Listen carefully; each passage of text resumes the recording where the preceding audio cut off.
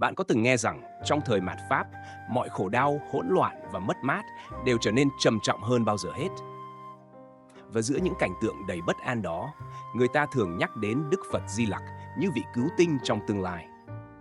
Nhưng liệu có phải Ngài là người duy nhất có thể cứu độ chúng ta? Hay còn một bậc đại nguyện khác đang âm thầm đưa tay giúp đỡ chúng sinh ngay lúc này? Hôm nay, Giác Ngộ Đường sẽ đưa bạn khám phá một bí mật ẩn sau lớp màn của giáo lý Phật giáo. Một nhân vật không chỉ được Đức Phật Thích Ca Mâu Ni hết lòng giao phó sứ mệnh cứu độ, mà còn là người đã phát nguyện không thành Phật cho đến khi cứu độ hết tất cả chúng sinh thoát khỏi khổ đau. Người đó không phải ai khác ngoài Địa Tạng Vương Bồ Tát. Điều gì đã khiến Ngài trở thành ánh sáng dẫn đường giữa thời mạt Pháp? Làm thế nào để chúng ta nhận ra và bước theo con đường mà Ngài đã chỉ dạy? Hãy cùng chúng tôi tìm hiểu sâu hơn trong video ngày hôm nay. Địa Tạng Vương Bồ Tát được xem là một vị Bồ Tát đặc biệt với sứ mệnh quan trọng trong Phật giáo. Khi nhắc đến thời mạt Pháp, nhiều người nghĩ ngay đến Phật Di Lặc. Nhưng thực tế, chính Đức Phật Thích Ca Mâu Ni đã nhấn mạnh rằng trong thời kỳ đầy hỗn loạn trước khi Phật Di Lặc xuất hiện, Địa Tạng Vương Bồ Tát sẽ đóng vai trò cứu độ chúng sinh. Điều này không chỉ làm sáng tỏ vai trò của Ngài trong Phật Pháp, mà còn mang đến cho chúng ta một góc nhìn sâu sắc về niềm hy vọng trong thời kỳ đầy thử thách này. Khi Đức Phật Thích Ca Mâu Ni chuẩn bị nhập Niết Bàn, một sự kiện kỳ lạ đã xảy ra. Ánh hào quang trên đỉnh đầu Ngài đột nhiên biến mất. Khi được hỏi lý do, Ngài đã trả lời rằng ánh sáng ấy biểu thị cho Phật Pháp thịnh hành, và Ngài đã nhìn thấy tương lai rằng sau khi Ngài nhập Niết Bàn, Phật Pháp sẽ dần suy tàn. Thời kỳ mạt Pháp sẽ tràn ngập hỗn loạn, không chỉ trong lòng người mà còn trong thiên nhiên. Con người sẽ không còn tin vào giáo lý, chùa chiền hoang phế, tham lam và sân hận sẽ dẫn dắt cuộc sống, kéo theo đó là những thiên tai như lũ lụt, hạn hán và dịch bệnh. Tuy nhiên, Đức Phật cũng tiên tri rằng trước khi Phật Di Lặc xuất hiện để tái lập Phật Pháp, một vị Bồ Tát sẽ đảm nhận trọng trách cứu độ chúng sinh trong thời kỳ này. Người đó chính là Địa Tạng Vương Bồ Tát, vị giáo chủ u minh, người quản lý các cõi địa ngục và luôn từ bi giúp đỡ những linh hồn đau khổ. Địa Tạng Vương Bồ Tát nổi tiếng với lời nguyện: địa ngục vị không, thệ bất thành Phật, chúng sinh độ tận, phương chứng Bồ Đề. Nghĩa là nếu địa ngục chưa trống rỗng, Ngài nguyện không thành Phật. Nếu chúng sinh chưa được cứu độ hết, Ngài nguyện chưa an trụ Niết Bàn. Lời nguyện này phản ánh lòng từ bi vô biên và tinh thần hy sinh cao cả của Ngài. Ngài không chỉ đóng vai trò giáo chủ u minh, mà còn là biểu tượng của lòng kiên trì và hy vọng cho những người đang chìm trong đau khổ. Ví dụ, câu chuyện về vua A Dục trong lịch sử Ấn Độ minh chứng cho sự chuyển hóa mạnh mẽ khi có niềm tin vào Địa Tạng Vương Bồ Tát. Ban đầu là một vị vua hung bạo, nhưng nhờ được khai thị và thực hành Phật Pháp, ông đã trở thành một người bảo hộ Phật giáo, mang lại sự thịnh vượng và an lạc cho đất nước.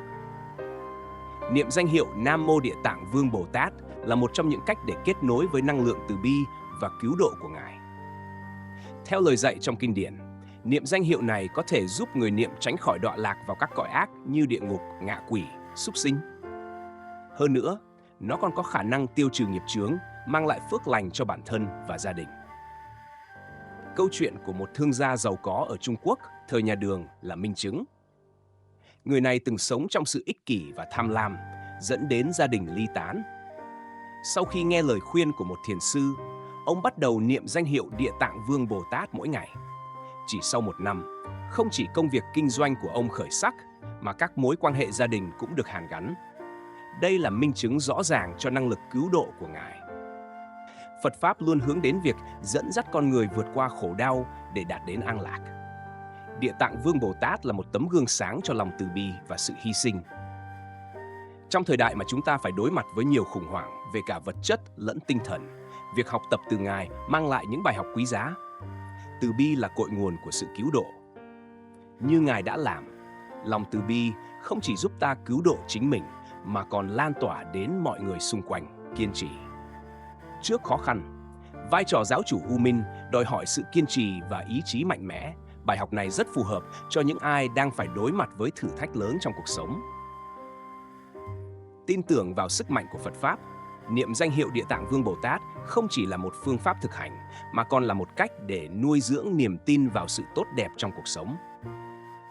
Trong thế kỷ 21, những điều Đức Phật tiên tri dường như đã trở thành hiện thực. Từ sự biến đổi khí hậu, thiên tai đến khủng hoảng niềm tin xã hội, tất cả đều gợi nhắc rằng chúng ta đang sống trong thời kỳ mạt Pháp. Nhưng thay vì chờ đợi Phật Di Lặc, chúng ta có thể tìm đến Địa Tạng Vương Bồ Tát như một người dẫn đường. Không chỉ là một hình tượng tâm linh, Ngài còn là lời nhắc nhở rằng trong bất kỳ hoàn cảnh nào, lòng từ bi và niềm tin là chìa khóa để vượt qua khổ đau. Điều này không chỉ dành riêng cho Phật tử, mà còn là bài học cho tất cả mọi người, bất kể tôn giáo hay tín ngưỡng. Vũ trụ trong Phật giáo được mô tả không chỉ như một không gian vật chất, mà còn là một cấu trúc tinh vi phản ánh tâm thức của tất cả chúng sinh. Ba cõi, dục giới, sắc giới và vô sắc giới là những tầng lớp tồn tại khác nhau, nơi các chúng sinh chịu ảnh hưởng bởi các mức độ tham ái và giác ngộ. Dục giới, nơi chúng sinh bị chi phối bởi tham dục và khổ đau, có lẽ là cõi gần gũi nhất với nhân loại. Địa Tạng Vương Bồ Tát, với lòng từ bi vô hạn, đã chọn đây làm nơi thực hiện sứ mệnh cứu độ. Hình ảnh Ngài không chỉ là biểu tượng của lòng từ bi, mà còn là lời nhắc nhở rằng mọi khổ đau, dù sâu sắc đến đâu, đều có thể được vượt qua. Một câu chuyện đáng chú ý về sự hiện diện của Địa Tạng Vương Bồ Tát trong dục giới có thể kể đến là sự kiện tại Pháp hội Đạo Lợi Thiên. Pháp hội này không chỉ quy tụ các bậc thần linh, mà còn là nơi chúng sinh trong địa ngục có cơ hội nghe Phật Pháp. Địa Tạng Vương Bồ Tát xuất hiện tại đây với vô số hóa thân, thể hiện khả năng giúp đỡ tất cả chúng sinh, bất kể họ thuộc cảnh giới nào. Trong lời dạy của Ngài, một bài học lớn được truyền đạt. Tất cả chúng sinh đều có khả năng giải thoát, chỉ cần họ hướng tâm đến sự giác ngộ. Thực tế, sự phát nguyện cứu độ chúng sinh của Địa Tạng Vương Bồ Tát là minh chứng cho lòng từ bi vượt ngoài tưởng tượng. Ngài đã thề rằng, nếu còn một chúng sinh nào chịu khổ trong địa ngục, Ngài sẽ không nhập Niết Bàn. Lời phát nguyện này phản ánh không chỉ sự tận tụy mà còn nhắc nhở chúng ta về tinh thần phụng sự vô ngã, một bài học mà cả người tu hành và cư sĩ đều cần suy ngẫm. Nếu đặt sự tận tụy của Địa Tạng Vương Bồ Tát trong bối cảnh hiện đại, ta có thể liên tưởng đến những cá nhân dành cả đời để giúp đỡ nhân loại. Một ví dụ gần gũi là Thiền sư Thích Nhất Hạnh, người đã lan tỏa tinh thần từ bi của đạo Phật thông qua phong trào chánh niệm. Giống như Địa Tạng Vương Bồ Tát, Thiền sư Thích Nhất Hạnh khuyến khích con người quay về với nội tâm, tìm kiếm sự an lạc và giải thoát từ bên trong. Những lời dạy của Ngài đã thay đổi cuộc đời của hàng triệu người, giúp họ đối diện với đau khổ bằng sự hiểu biết và từ bi. Bài học từ Địa Tạng Vương Bồ Tát cũng có thể áp dụng vào đời sống hàng ngày. Chẳng hạn, việc niệm danh hiệu Nam Mô Địa Tạng Vương Bồ Tát không chỉ là một hành động tôn kính, mà còn là cách kết nối tâm thức với năng lượng từ bi và trí tuệ. Câu chuyện về một người phụ nữ từng phải đối mặt với khó khăn lớn trong cuộc sống là minh chứng cho điều này. Bà đã mất tất cả trong một trận lụt kinh hoàng, nhưng nhờ lòng kiên trì niệm danh hiệu Ngài, bà không chỉ vượt qua khổ đau mà còn tìm thấy ý nghĩa mới cho cuộc đời, trở thành người truyền cảm hứng cho cộng đồng mình.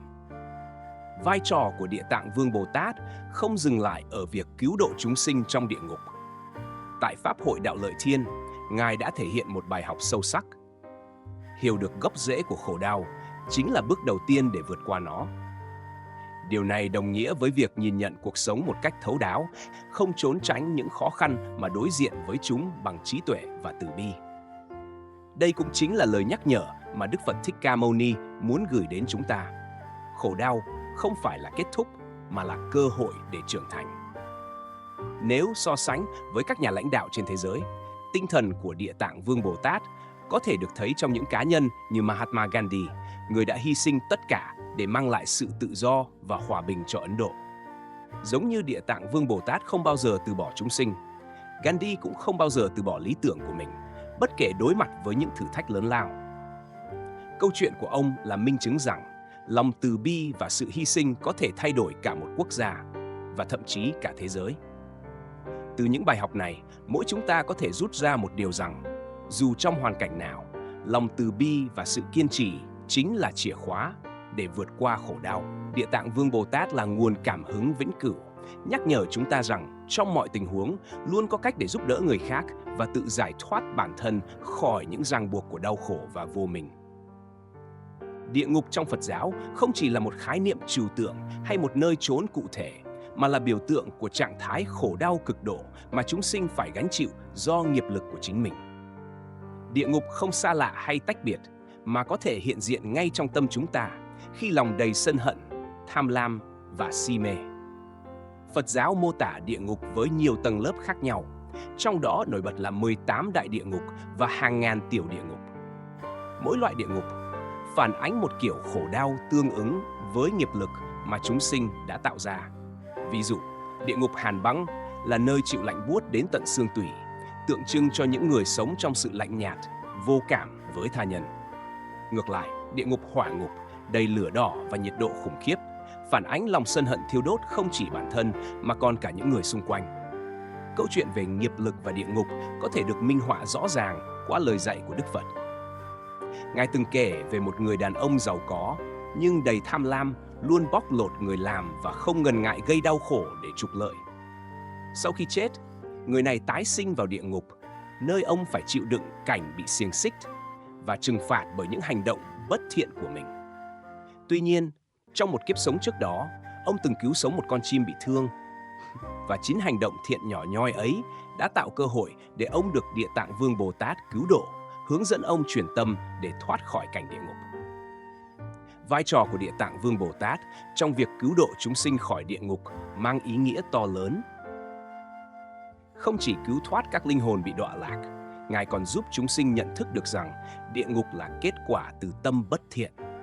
Câu chuyện về một người phụ nữ tên Quang Mục trong Kinh Địa Tạng là minh chứng sống động. Mẹ của bà bị đọa vào địa ngục vì tội tham lam và không tin nhân quả.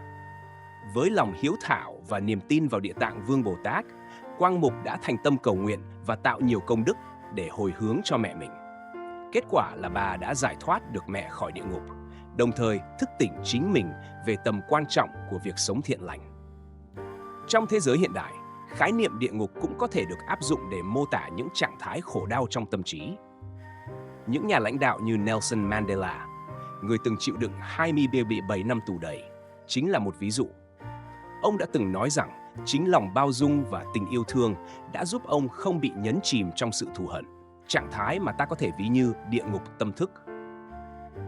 Mandela không chỉ tự giải thoát mình khỏi khổ đau mà còn dẫn dắt cả một dân tộc hướng đến hòa bình, tựa như Địa Tạng Vương Bồ Tát dẫn dắt chúng sinh thoát khỏi địa ngục. Bài học từ đây rất rõ ràng, địa ngục không chỉ là nơi ta sợ hãi mà còn là một lời nhắc nhở sâu sắc rằng tất cả đều do tâm tạo. Khi ta sống với lòng sân hận, tham lam và si mê, ta đang tự xây dựng địa ngục cho chính mình và những người xung quanh. Ngược lại, khi ta biết gieo nhân thiện, chuyển hóa nghiệp lực, ta không chỉ giải thoát chính mình mà còn góp phần làm giảm khổ đau cho thế giới. Một minh họa khác về nghiệp lực và sự cứu độ có thể được tìm thấy trong đời sống của các thiền sư. Thiền sư Ajahn Chah, một trong những bậc thầy thiền nổi tiếng, từng chia sẻ câu chuyện về một đệ tử trẻ tuổi luôn oán trách hoàn cảnh khó khăn của mình. Ajahn Chah nói rằng chính những khó khăn đó là nghiệp mà người đệ tử cần vượt qua. Thay vì chạy trốn, ông khuyến khích đệ tử đối diện, dùng chánh niệm để chuyển hóa khổ đau thành bài học sâu sắc.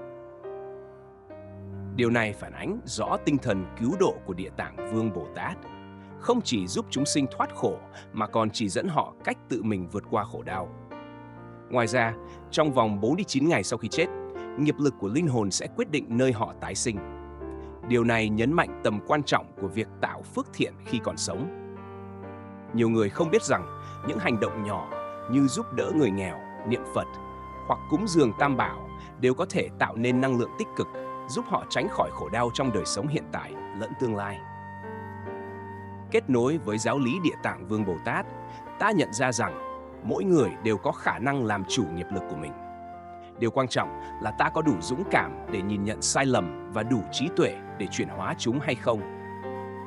Câu chuyện về Địa Tạng Vương Bồ Tát không chỉ là một biểu tượng tôn giáo mà còn là kim chỉ nam cho cuộc sống, nhắc nhở chúng ta rằng mọi khổ đau đều có thể được vượt qua bằng lòng từ bi, trí tuệ và nỗ lực không ngừng nghỉ.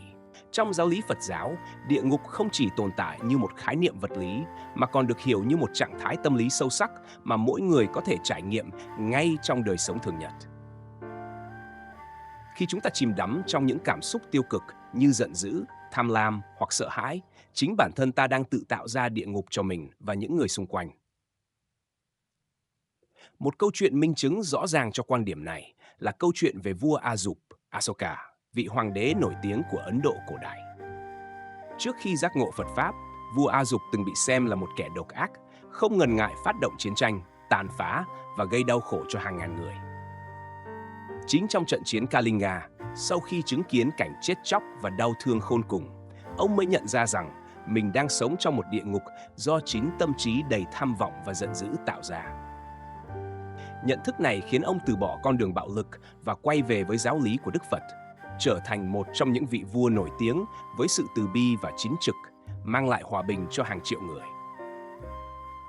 Câu chuyện này dạy chúng ta rằng địa ngục không phải là một nơi ở xa xôi, mà là trạng thái của tâm khi bị bao trùm bởi nghiệp lực bất thiện. Từ khía cạnh thực hành, hành động tụng kinh và niệm danh hiệu Địa Tạng Vương Bồ Tát không chỉ mang tính nghi lễ, mà còn là cách để chúng ta tự thức tỉnh và chuyển hóa khổ đau. Khi tụng kinh, ta không chỉ cầu nguyện cho sự cứu độ, mà còn nhắc nhở chính mình rằng mọi khổ đau đều bắt nguồn từ tâm. Địa Tạng Vương Bồ Tát, với lời nguyện không thành Phật cho đến khi cứu độ hết chúng sinh, là biểu tượng cao cả của lòng từ bi vô biên. Ngài không chỉ dạy chúng ta cách thoát khỏi địa ngục, mà còn cách để tránh tạo thêm nghiệp lực dẫn đến địa ngục ngay từ đầu. Một ví dụ khác, gần gũi hơn, là câu chuyện về thiền sư Thích Nhất Hạnh. Trong những năm chiến tranh Việt Nam, ông đã chứng kiến nhiều cảnh tượng đau thương và mất mát. Thay vì để lòng mình bị nhấn chìm trong đau khổ và thù hận, ông sử dụng thiền chánh niệm để nuôi dưỡng sự bình an trong tâm trí. Ông từng nói rằng, khi một người hành thiền, họ không chỉ tìm được tịnh độ trong tâm, mà còn có thể giúp thế giới xung quanh trở nên an lạc hơn.